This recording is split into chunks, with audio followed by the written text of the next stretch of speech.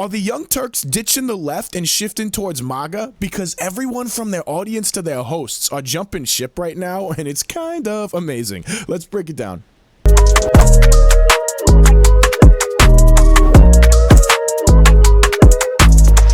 Yo, welcome back. Glad to have you guys. Yo, let me know what you guys think. Do you guys think this whole political shift TYT is making is genuine, or are they just trying to stay relevant? And then how about this change of heart that Ana Kasparian and Cenk are having all over the circuits and the interviews? Is that genuine too? What do you guys think? I'm inclined to think it's genuine. I'm inclined to think that they're having a lot of conversations in the background, especially after, you guys remember that assault that happened to Ana years ago, that one of the sexual kind of nature, right, from the homeless dude. I'm inclined to think that it's been a slow shift from her, right? And I'm thinking it's bleeding over to Cenk. That's my vibe that I'm getting. You guys let me know what you think. But we got a video to get into to let us know what's going on. But yo, if you guys like the content, please like and subscribe and hit that little notification bell. I appreciate you. Thank you, guys. Yo, let's let Ana tell herself exactly what's going on and why. In 2022, it was around March. I was walking my dog. It was not quite dark yet, but the sun was setting. As I'm walking my dog, I see these two guys that were just kind of like moving around weirdly. You know, they seemed kind of manic and their clothes were tattered. So I knew that they were probably homeless. And I also knew that they're probably on something just based on like the twitchy way they were acting. But living in LA, I mean, there's homeless people everywhere, right? So I've never had problems. I didn't think anything of it. But as I was bending down to... Maybe some of the issue is that it's normalized.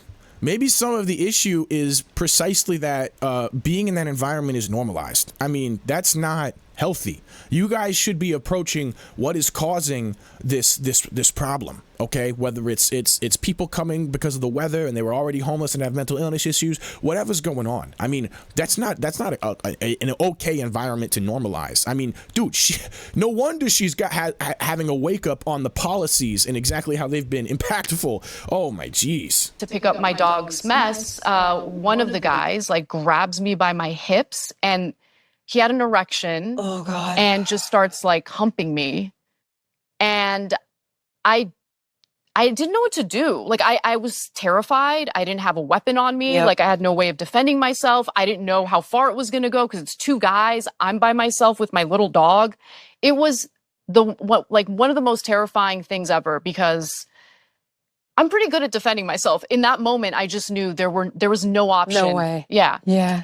And luckily, he stopped and they just laughed at me and walked away as they were laughing at me. And so there was the fear and then the humiliation and weirdly shame. Like I felt ashamed for some reason. And it was awful. And it was really taking a toll on my mental health because I have to walk my dog, right? So at least 2 or 3 times a day, I'm going outside kind of scared. And so I opened up about this on the show. Not really thinking much of it. And before I know it, I'm starting to get these messages and it's like really, really harsh stuff.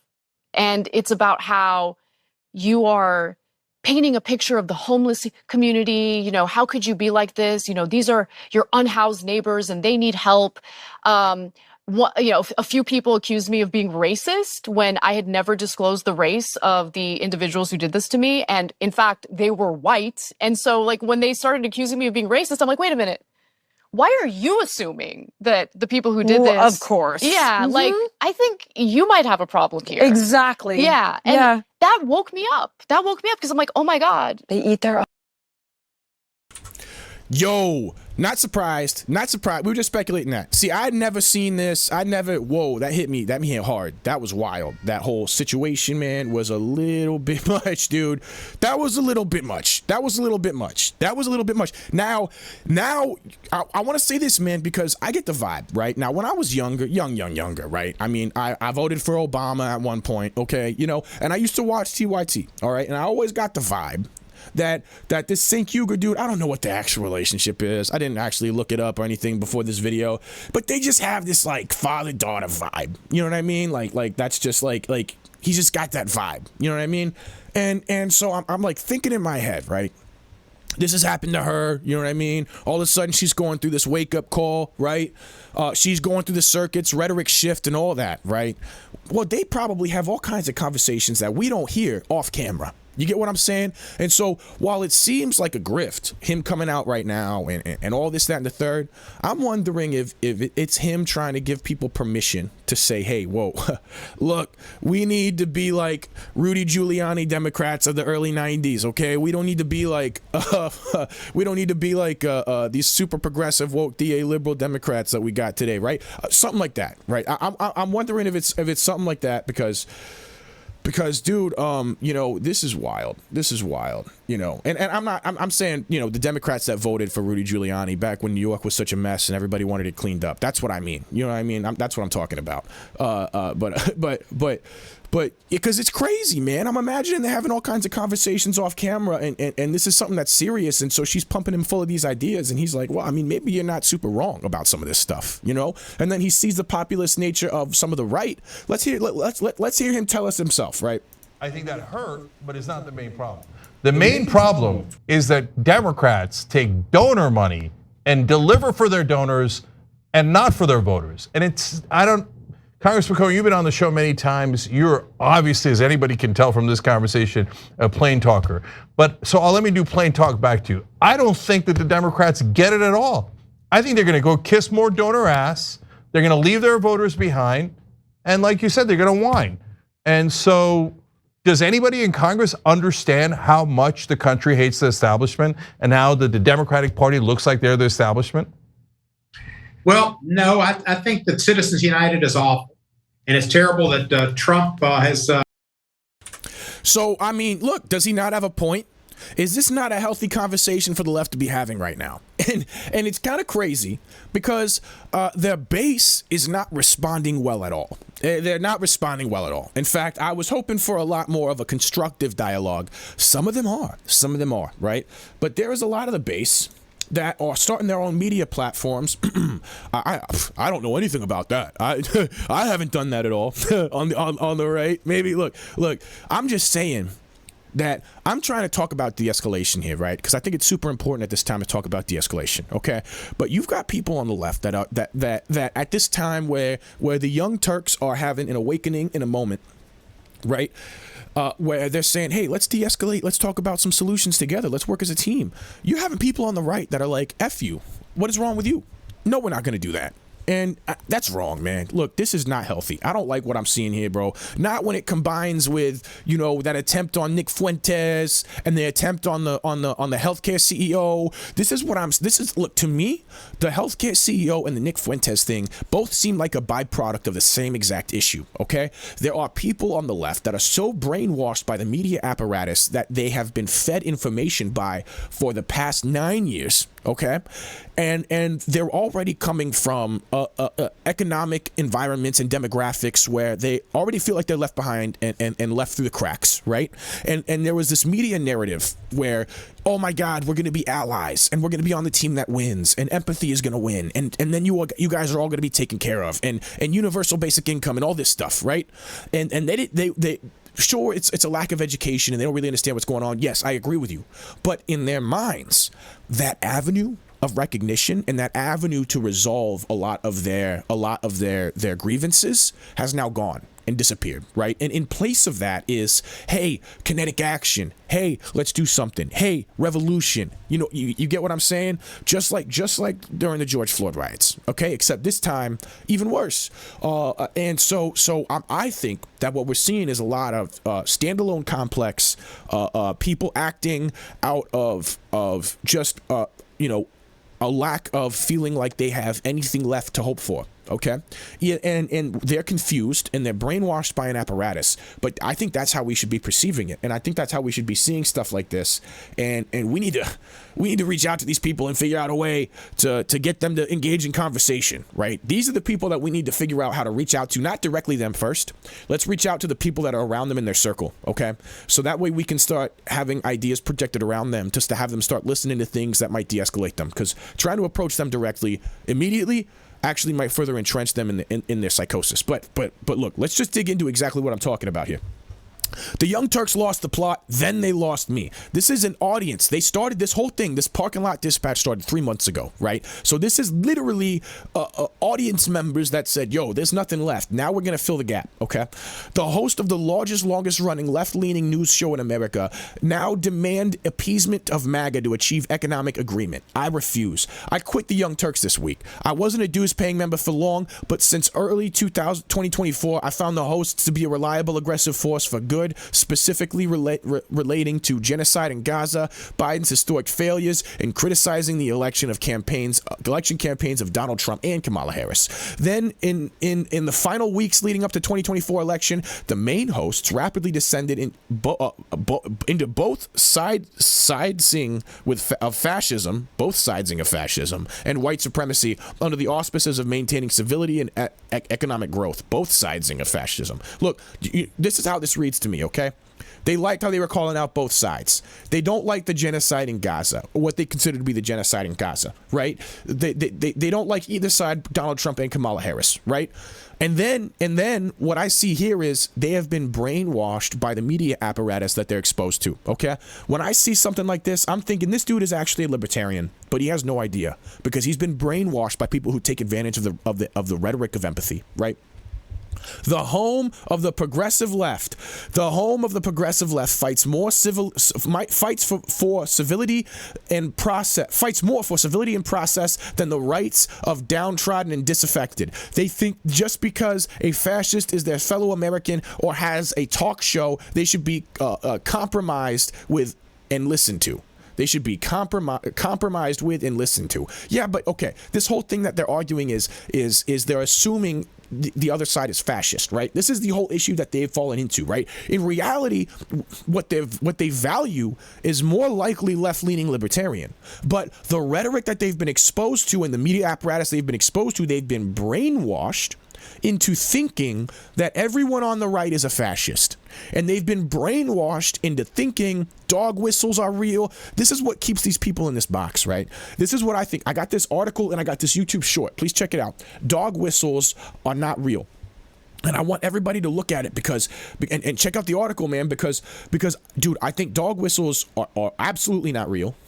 I think most of the time you hear dog whistles throughout history, even when they were talking about them in the 90s during the Pat Buchanan political campaign. Okay, I don't believe in dog whistles. I think dog whistles are media propaganda. Okay, and I think that's the number one way that is a pin that keeps that door of their psychosis closed.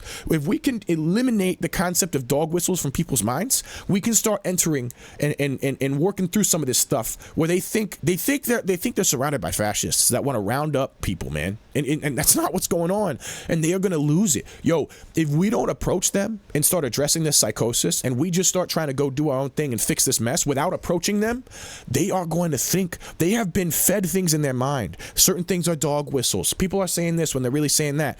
Yo, man, they're going to think that there's some sort of fascist onslaught coming, and they're going to start standalone complex going and popping off at grocery stores and popping off at schools. And we already see it. We already seeing it, guys. Come on, man. We got to approach these people and de-escalate. And it's not just with them, man. It's not just with them. Their hosts are quitting. They're not getting it, man. They're not getting it. This dude, when he quit, he straight up said when he quit, he was like, I am a black man first. He said, I'm a black man first. That's brainwashing, man. He believes he's a black man first because he was told he was a black man first. But what do we believe? We believe we're Americans first, and we're on his team. Dude, that environment, right, where we're trying to talk to him, right, where people say Black Lives Matter, I'm a black man first, black men are being targeted, black people are being targeted, right, when they say that, and then we respond with all lives matter, they're told that all lives matter is a dog whistle for black people don't matter. That is what they think. That is that they think all lives matter is a dog whistle for saying black people don't matter. That's not true at all, dude. In my mind, when all lives matter first started, when I first started hearing it before the response came, right, I was thinking, this is great. You'll have protests. This will de-escalate. People will be protesting on the front line. You'll have a Black Lives Matter sign next to an All Lives Matter sign, next to an Asian Lives Matter sign, and everybody will be marching together, right? That's what I was thinking. That's what I was thinking. But no, the media apparatus, just like it did back during Occupy Wall Street, started sowing division. All right. And it does this stuff on purpose, guys. And so this is how they do it. And so this guy quits. A disappointed and hurt Mondale Robinson, Enfield, NC Mayor, black male voter project founder and the Young Turks contributor, quit on air because of Cenk and Ana Kasparian's MAGA swerve. Summary: Mondale Robinson, former TYT contributor and founder of the Black Male Voter Project, resigned live on air, citing concerns about TYT's shift towards normalizing MAGA ideologies. What does that mean, MAGA ideologies, man? Because I feel like this has been totally straw man to this guy, and I'm not going to blame him for it. Unless he with all the stuff that he's starting, he looks like he might be a grifter. Who knows if he's doing this because now he's making money, right? But I'm going to assume at first that he's doing this because he's been brainwashed by the media apparatus, right? Because this is crazy. What are MAGA ideologies, right? Because they've totally reframed classical liberalism and conservative libertarianism as MAGA ideologies, and that's not true at all, man. We're all on the same team, guys. There's no fight. There's no us versus you. You guys are confused, man. We want y'all to come to the table and talk. That's it. He criticized TYT leadership, including Cenk and Ana Kasparian, for prioritizing mainstream appeal over progressive values, engaging with conservative figures like Glenn Beck, and abandoning the fight against systematic oppression. Robinson emphasized the need for unwavering commitment to progressive principles, particularly in addressing racial inequities and holding political and media entities accountable. So it's all about race. And if it's not about race, we're going to attack you as a media entity. That's ridiculous, man. That's ridiculous. And who knows if that guy's even real? But I wanted to say, man, in all of this, TYT is still out of their mind, okay? Still out of their mind, all right? Cenk thinks Kamala Harris could easily win California. If that's the case, that's only because of the failures of Gavin Newsom and how terribly he's done in California right now, okay? The Young Turks co-host Ana Kasparian interrupted on air Thursday evening when the show host Cenk predicted Vice President Kamala Harris would win California governorship in a cakewalk if she ran to succeed Democratic Governor Gavin Newsom. Well, you know what? Maybe he's not too crazy about that. We were talking about that the other day. California's so out of their damn mind. She did so well in California. Gavin Newsom sucks, too. I mean, it's literally like Gavin Newsom's like the male Hillary Clinton, dude, for real, in terms of reputational damage that he's done to himself. Anyway, y'all, I just wanted to talk about that, man. It's kind of wild, dude, the shift. I think it's relevant. I think it's a good thing. I think it could be good for the overall dialogue and the cultural zeitgeist. Dude, we got to reach out to these people on the left that are losing it and can't stand the fact that some centrism and moderate populism is being embraced and people are willing to actually do stuff and create some solutions, man. But yo, if you guys like the content, please click on another video, man. I got other stuff over here too. I really appreciate you. Thank you guys for joining me.